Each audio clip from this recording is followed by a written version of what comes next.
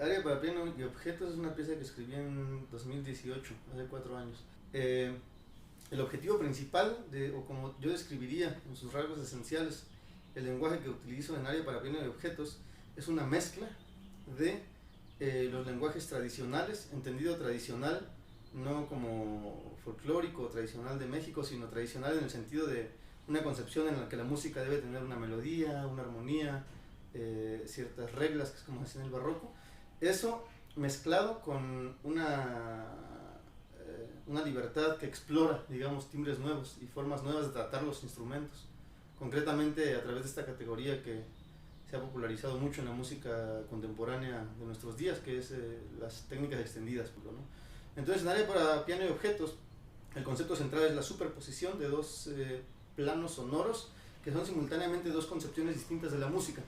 Por un lado, como ya decía, una música que suena a música tradicional, con armonía, con contrapunto, con ritmo, y por el otro lado, una libertad que permite tratar al piano simplemente como un objeto sonoro, del cual puedes producir todo tipo de sonidos diferentes, ¿no? En la pieza, de repente suena un aria, o empieza a aparecer poco a poco un aria barroca, y que es realmente una imitación estilística, vamos a decir, a pesar de que yo la escribí, pues es una imitación estilística del periodo barroco maduro. Una superposición de ese plano sonoro con uno en el que trabajo con diversos objetos para modificar el timbre natural, vamos a decir, el timbre común del piano. Y el rasgo quizá más distintivo de esta pieza es que no es el concepto de piano preparado como concepto de la música contemporánea, sino que durante la pieza el piano se va preparando. Entonces, al mismo tiempo que la música fluye, hay un plano distinto que es el plano performativo, vamos a decirlo así. Yo pienso que es más o menos, de manera muy general, quizá con particularidades, pero esencialmente yo lo podría describir como el proceso natural que sigue toda persona que empieza a componer. Después, de alguna forma, va madurando en el sentido, ¿qué significa madurar artísticamente para mí? Desprenderse de imitaciones. Ajá. Entonces al principio yo imitaba, que es normal, prácticamente empezar a aprender a componer o aprender a dominar cualquier técnica en el arte significa aprender a imitar. Ajá. Tienes que aprender en artes plásticas, tienes que dominar la línea, el color, la perspectiva, conceptos básicos. Después lo que sucede es una especie de simbiosis, una especie de mezcla de los elementos imitativos, vamos a llamarle, los elementos que tú estás imitando, con elementos que a ti te atraen. De este momento pienso que es el área para piano y objetos, por ejemplo, la pieza de la que estamos hablando. Y yo poco a poco en mi proceso de búsqueda de un lenguaje muy personal, me fui desprendiendo. O sea, si viéramos mis piezas desde la primera hasta la última que he hecho, pienso que se puede cuantificar cuánto por ciento hay de imitación y cómo poco a poco esa imitación, esos elementos de influencia que yo tomaba, van desapareciendo, se van esfumando y al final solo queda, pues, lo que yo llamaría ahora un punto de vista muy personal de la música. Ajá. Las últimas piezas que tengo pues ya se han desprendido casi por completo de esas influencias, vamos a decir, pero sí las creí necesarias en ese momento, ¿no? O sea, yo creo que no hubiera llegado al punto en el que estoy ahora si no hubiera pasado por esos momentos.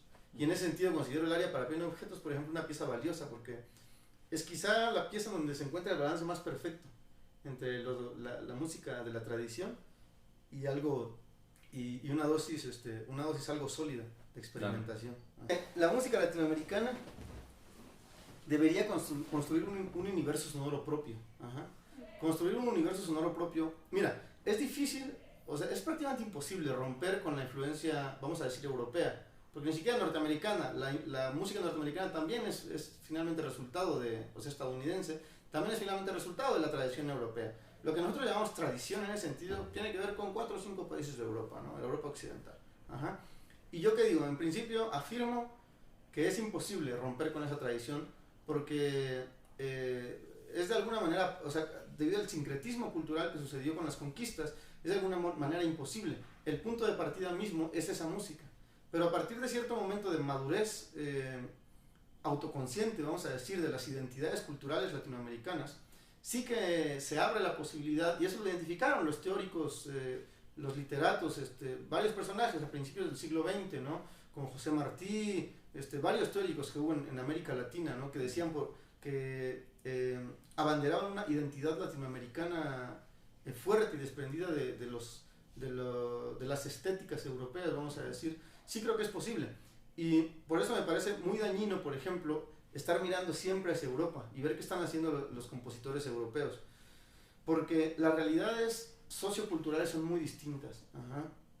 Y la música que se toca en Europa le dice algo a los públicos europeos. O sea, Beethoven y Mozart le dice algo muy profundo a los públicos europeos. Yo vivo en Viena, ahí vivió Mozart, ahí vivió Beethoven, ahí escribieron sus obras. Y sé que los viejitos y los jóvenes, cuando escuchan obras de Mozart y Beethoven, se les mueve, vamos a decir, su sensibilidad se impacta de una manera muy directa. O sea, sus abuelos y sus bisabuelos han tenido siempre esta tradición. Eso no sucede aquí. Nuestras interpretaciones de Mozart son otras, vamos a decir otras, pero yo diría también artificiales en un grado. Y claro que también nuestras apreciaciones de Mozart son artificiales, porque es una realidad, una historia, una tradición completamente distinta a lo que tiene un intérprete en Viena o en Berlín o en París o en cualquier otra ciudad de Europa, ¿no? Entonces yo pienso que la tarea principal de los compositores y los intérpretes latinoamericanos sí consiste en empezar a construir un universo sonoro propio, un círculo propio, en el que las referencias primeras sean los compositores latinoamericanos que se desenvuelven de una manera muy personal, digamos. Ajá. Yo estoy en contra de imitar a eso. O sea, yo, por ejemplo, en mi experiencia personal, mi música, que ha generado cierto interés en México, sí que tiene una apreciación distinta aquí en Europa. Allá, no diría no la entienden, pero la entienden de manera muy distinta. Y aquí, el único lugar donde se entiende mi música, diría yo, como lo que yo quiero transmitir, es aquí en México.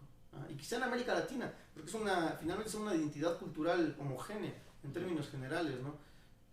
Sí, pasos importantes me parece, en términos concretos, porque para no quedar en el plano abstracto, pues, de estar dando ideas, sí pienso que hace falta mucho fomentar festivales, ensambles, concursos en los que se promueva la música latinoamericana, no sé si exclusivamente, pero por lo menos en un porcentaje amplio, ¿no? Me gustaría, por ejemplo, o yo propondría, si tuviera la oportunidad alguna vez de llegar a los oídos de quienes toman ese tipo de decisiones en el terreno de las instituciones culturales y demás, que en todos los conciertos de cualquier orquesta grande, vamos a decir, de cualquier orquesta institucional, se programara por lo menos una vez, por lo menos una pieza de un compositor mexicano o latinoamericano, ¿no? O sea, que no sea un concierto con Sinfonía 1 de Mozart, Sinfonía 2 de Mozart, Sinfonía 3 de Mozart y Sinfonía 9 de Beethoven, punto final, no.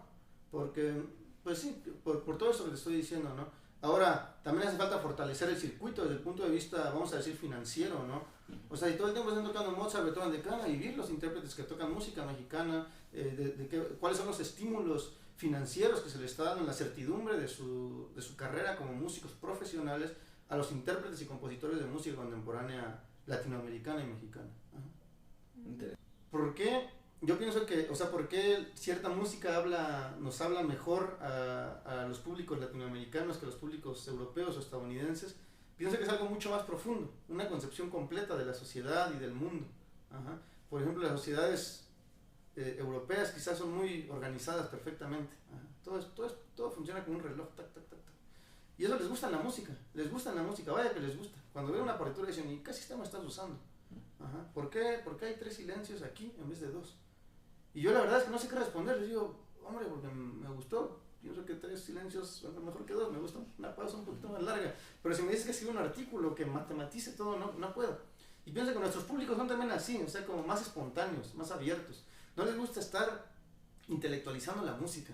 Yo escucho la música, hombre, como cuando barro. Así, digo, no hago música comercial o música pop, pero me gusta una escucha más liberada, así podría decir. Nuestros públicos escuchan de una forma más libre, con menos referencias intelectualizantes. Ajá. Quizá eso sea en términos muy generales, claro. Pero eso es un ensayo de respuesta en realidad.